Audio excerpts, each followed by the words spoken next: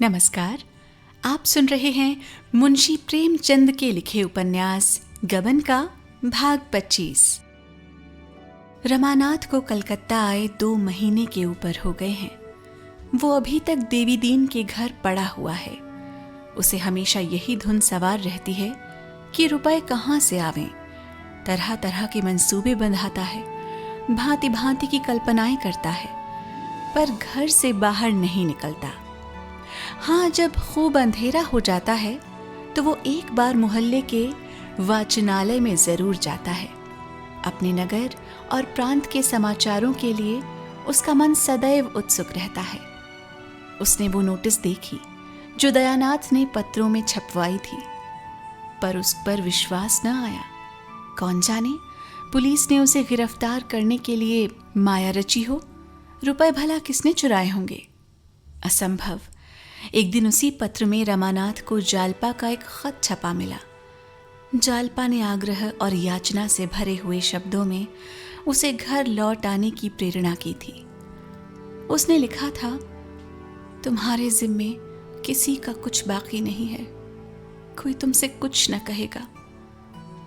रमा का मन चंचल हो उठा, लेकिन तुरंत ही उसे ख्याल आया ये भी पुलिस की शरारत होगी।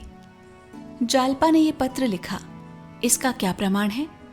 अगर ये भी मान लिया जाए कि रुपए घर वालों ने अदा कर दिए होंगे, तो क्या इस दशा में भी वो घर जा सकता है? शहर भर में उसकी बदनामी हो ही गई होगी, पुलिस में इत्तला की ही जा चुकी होगी। उसने निश्चय किया कि मैं नहीं जाऊंगा। जब तक कम से कम 5,000 रुपए हाथ में ना हो जाएंगे, घर जाने का नाम न लूंगा। और रुपए नहीं दिए गए, पुलिस मेरी खोज में है, तो कभी घर न जाऊंगा, कभी नहीं। देवी दीन के घर में 2 कोठरियां थीं और सामने एक बारामदा था। बारामदे में दुकान थी। एक कोठरी में खाना बनता था, दूसरी कोठरी में बर्तन भांडे रखे हुए थे। ऊपर एक कोठरी थी और छोटी सी खुली हुई छत। रमा इसी ऊपर के हिस्से में रहता था। देवी दीन के रहने, सोने, बैठने का कोई विशेष स्थान न था। रात को दुकान बढ़ाने के बाद वही बरामदा शयन गृह बन जाता था। दोनों वहीं पड़े रहते थे। देवी दीन का काम चिलम पीना और दिन भर गप्पे लड़ाना था। दुकान का सारा काम बुढ़िया करती थी। मंडी जाकर माल लाना, स्टेशन से माल भेजना या लेना, ये सब भी वही कर लेती थी। देवी दीन ग्राहकों को पहचानता तक न था। थोड़ी सी हिंदी जानता था। बैठा बैठा रामायण, तोता मैना, रामलीला या माता मरियम की कहानी पढ़ा करता। जब से रमा आ गया है, बुढ़े को अंग्रेजी पढ़ने का शौक हो गया है।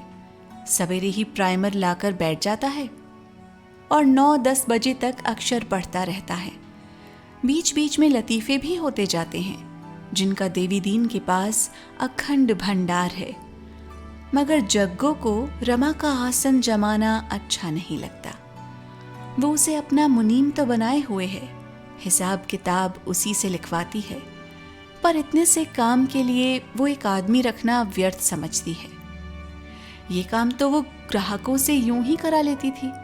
उसे रमा का रहना खलता था, पर रमा इतना विनम्र, इतना सेवा तत्पर, इतना धर्मनिष्ठ है कि वो स्पष्ट रूप से कोई आपत्ति नहीं कर सकती। हाँ, दूसरों पर रखकर श्लेष रूप से उसे सुना सुना कर दिल का गुबार निकालती रहती है। रमा ने अपने को ब्राह्मण कह रखा है और उसी धर्म का पालन करता है। ब्राह्मण और धर्मनिष्ठ बनकर वो दोनों प्राणियों का श्रद्धा पात्र बन सकता है। बुढ़िया के भाव और व्यवहार को वो खूब समझता है, पर करे क्या? बेहयाई करने पर मजबूर है। परिस्थिति ने उसके आत्मसम्मान का अपहरण कर डाला है। एक दिन रमानाथ वाचनालय में बैठा हुआ पत्र पढ़ रहा था कि एकाएक उसे रतन दिखाई पड़ गई। उसके अंदाज से मालूम होता था कि वो किसी को खोज रही है। 20 आदमी बैठे पुस्तकें और पत्र पढ़ रहे थे। रमा की छाती धक धक करने लगी। वो रतन से आंखें बचाकर सिर झुकाए हुए कमरे से निकल गया और पीछे के अंधेरे बरामदे में, जहां पुराने टूटे फटे संदूक और कुर्सियां पड़ी हुई थीं, छिपा खड़ा रहा। रतन से मिलने और घर के समाचार पूछने के लिए उसकी आत्मा तड़प रही थी, पर मारे संकोच के सामने ना आ सकता था। कितनी बातें पूछने की थी, पर उनमें मुख्य यही थी कि जालपा के विचार उसके विषय में क्या हैं। उसकी निष्ठुरता पर रोती तो नहीं है, उसकी उद्दंडता पर क्षुब्धा तो नहीं है, उसे धूर्त और बेईमान तो नहीं समझ रही है, दुबली तो नहीं हो गई है। और लोगों के क्या भाव हैं? क्या घर की तलाशी हुई? मुकदमा चला? ऐसी ही हजारों बातें जानने के लिए वो विकल हो रहा था, पर मुंह कैसे दिखाए? वो झांक झांक कर देखता रहा। जब रतन चली गई, मोटर चल दिया, तब उसकी जान में जान आई। उसी दिन से 1 सप्ताह तक वो वाचनालय न गया, घर से निकला तक नहीं। कभी कभी पड़े पड़े रमा का जी ऐसा घबराता कि पुलिस में जाकर सारी कथा कह सुनाए। जो कुछ होना है हो जाए, 1-2 साल की कैद इस आजीवन कारावास से तो अच्छी ही है। फिर वो नए सिरे से जीवन संग्राम में प्रवेश करेगा, हाथ पांव बचाकर काम करेगा, अपनी चादर के बाहर जौ भर भी पांव न फैलाएगा। लेकिन एक ही क्षण में हिम्मत टूट जाती। इस प्रकार 2 महीने और बीत गए। पूस का महीना आया। रमा के पास जाड़ों का कोई कपड़ा न था। घर से तो वो कोई चीज लाया ही न था, यहां भी कोई चीज बनवा न सका था। अब तक तो उसने धोती ओढ़कर किसी तरह रातें काटी, पर पूस के कड़क ढाते चाड़े लिहाफ या कंबल के बगैर कैसे कटते। बेचारा रात भर गठरी बना पड़ा रहता। जब बहुत सर्दी लगती तो बिछावन ओढ़ लेता। देवी दीन ने उसे एक पुरानी दरी बिछाने को दे दी थी। उसके घर में शायद यही सबसे अच्छा बिछावना था। इस श्रेणी के लोग चाहे 10,000 के गहने पहन लें, शादी ब्याह में 10,000 खर्च कर दें, पर बिछावन गूदड़ा ही रखेंगे। इस सड़ी हुई दरी से जाड़ा भला क्या जाता, पर कुछ न होने से अच्छा ही था। रमा संकोचवश देवी दीन से कुछ कह न सकता था, और देवी दीन भी शायद इतना बड़ा खर्च न उठाना चाहता था। यह संभव है इधर उसकी निगाह ही न जाती हो। जब दिन ढलने लगता तो रमा रात के कष्ट की कल्पना से भयभीत हो उठता था, मानो काली बला दौड़ती चली आती हो। रात को बार बार खिड़की खोल कर देखता कि सवेरा होने में कितनी कसर है। एक दिन शाम को वो वाचनालय जा रहा था कि उसने देखा एक बड़ी कोठी के सामने हजारों कंगले जमा हैं। उसने सोचा, ये क्या बात है, क्यों इतने आदमी जमा हैं? भीड़ के अंदर घुस कर देखा तो मालूम हुआ सेठ जी कंबलों का दान कर रहे हैं।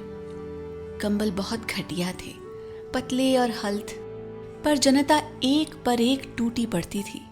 रमा के मन में आया, एक कंबल ले लूं, यहां मुझे कौन जानता है, अगर कोई जान भी जाए तो क्या हरज। गरीब ब्राह्मण अगर दान का अधिकारी नहीं तो और कौन है।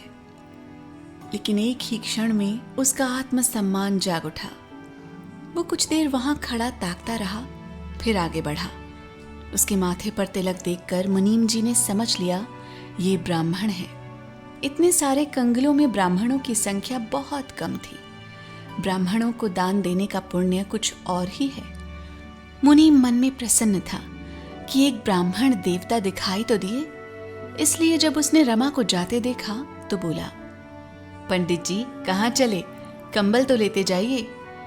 रमा मारे संकोच के गड़ गया। उसके मुंह से केवल इतना ही निकला, मुझे इच्छा नहीं है। ये कहकर वो फिर बढ़ा। मुनीम जी ने समझा शायद कंबल घटिया देखकर देवता जी चले जा रहे हैं। ऐसे आत्मसम्मान वाले देवता उसे अपने जीवन में शायद कभी मिले ही न थे। कोई दूसरा ब्राह्मण होता तो 4 चिकनी चुपड़ी बातें करता और अच्छे कंबल मांगता। ये देवता बिना कुछ कहे कोमलता से चले जा रहे हैं तो अवश्य कोई त्यागी जीव हैं। उसने लपक कर रमा का हाथ पकड़ लिया और बोला, आओ तो महाराज, आपके लिए चोखा कंबल रखा है। ये तो कंगलों के लिए है। रमा ने देखा कि बिना मांगे एक चीज मिल रही है, जबरदस्ती गले लगाई जा रही है, तो वो 2 बार और नहीं नहीं करके मुनीम जी के साथ अंदर चला गया। मुनीम ने उसे कोठी में ले जाकर तख्त पर बैठाया और एक अच्छा सा दबीज कंबल भेंट किया। रमा की संतोष वृत्ति का उस पर इतना प्रभाव पड़ा कि उसने 5 रुपए दक्षिणा भी देना चाहा, किंतु रमा ने उसे लेने से साफ इनकार कर दिया। जन्म जन्मांतर की संचित मर्यादा कंबल लेकर ही आहत हो उठी थी। दक्षिणा के लिए हाथ फैलाना उसके लिए असंभव हो गया। मुनीम ने चकित होकर कहा, आप ये भेंट न स्वीकार करें तो सेठ जी को बड़ा दुख होगा। रमा ने विरक्त होकर कहा, आपके आग्रह से मैंने कंबल ले लिया, पर दक्षिणा नहीं ले सकता। मुझे धन की आवश्यकता नहीं। जिस सज्जन के घर टिका हुआ हूं वो मुझे भोजन देते हैं, और मुझे लेकर क्या करना है। सेठ जी मानेंगे नहीं। आप मेरी ओर से क्षमा मांग लीजिएगा। आपके त्याग को धन्य है। ऐसे ही ब्राह्मणों के धर्म की मर्यादा बनी हुई है। कुछ देर बैठिए तो सेठ जी आते होंगे। आपके दर्शन पाकर बहुत प्रसन्न होंगे। ब्राह्मणों के परम भक्त हैं और त्रिकाल संध्या वंदन करते हैं। महाराज 3 बजे रात को गंगा तट पर पहुंच जाते हैं और वहां से आकर पूजा पर बैठ जाते हैं। 10 बजे भागवत का पारायण करते हैं। भोजन पाते हैं तब कोठी में आते हैं। 3-4 बजे फिर संध्या करने चले जाते हैं। 8 बजे थोड़ी देर के लिए फिर आते हैं। 9 बजे ठाकुर द्वारे में कीर्तन सुनते हैं और फिर संध्या करके भोजन पाते हैं। थोड़ी देर में आते ही होंगे। आप कुछ देर बैठें तो बड़ा अच्छा हो। आपका स्थान कहाँ है? रमा ने प्रयाग न बतलाकर काशी बतलाया। इस पर मुनीम जी का आग्रह और बढ़ा, पर रमा को ये शंका हो रही थी कि कहीं सेठ जी ने कोई धार्मिक प्रसंग छेड़ दिया तो सारी कलई खुल जाएगी। किसी दूसरे दिन आने का वचन देकर उसने पिंड छुड़ाया। 9 बजे वो वाचनालय से लौटा तो डर रहा था कि कहीं देवी दीन ने कंबल देखकर पूछा, कहाँ से लाए? तो क्या जवाब दूंगा? कोई बहाना कर दूंगा, कह दूंगा एक पहचान की दुकान से उधार लाया हूं। देवी दीन ने कंबल देखते ही पूछा, सेठ करोड़ी मल के यहां पहुंच गए क्या महाराज? रमा ने पूछा, कौन सेठ करोड़ी मल? अरे वही जिसकी वो बड़ी लाल कोठी है। रमा कोई बहाना न कर सका। बोला, हाँ, मुनीम जी ने पिंड ही न छोड़ा। बड़ा धर्मात्मा जीव है। देवी दीन ने मुस्कुराकर कहा, बड़ा धर्मात्मा, उसी के थामे तो ये धरती थमी है, नहीं तो अब तक मिट गई होती। रमानाथ ने कहा, काम तो धर्मात्माओं ही के करता है। मन का हाल ईश्वर जाने। जो सारे दिन पूजा पाठ और दान व्रत में लगा रहे उसे धर्मात्मा नहीं तो और क्या कहा जाए। देवी दीन बोले, उसे पापी कहना चाहिए, महापापी। दया तो उसके पास से होकर भी नहीं निकली। उसकी झूठ की मिल है। मजूरों के साथ जितनी निर्दयता इसकी मिल में होती है और कहीं नहीं होती। आदमियों को हंटरों से पिटवाता है, हंटरों से। चर्बी मिला घी बेचकर इसने लाखों कमा लिए। कोई नौकर 1 मिनट की भी देर करे तो तुरंत तलब काट लेता है। अगर साल में 2-4 हजार दान न कर दे तो पाप का धन पचे कैसे?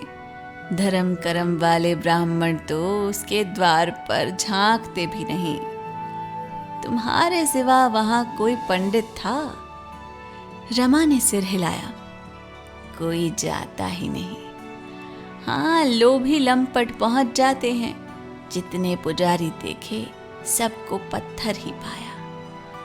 पत्थर पूजते पूजते इनके दिल भी पत्थर हो जाते हैं।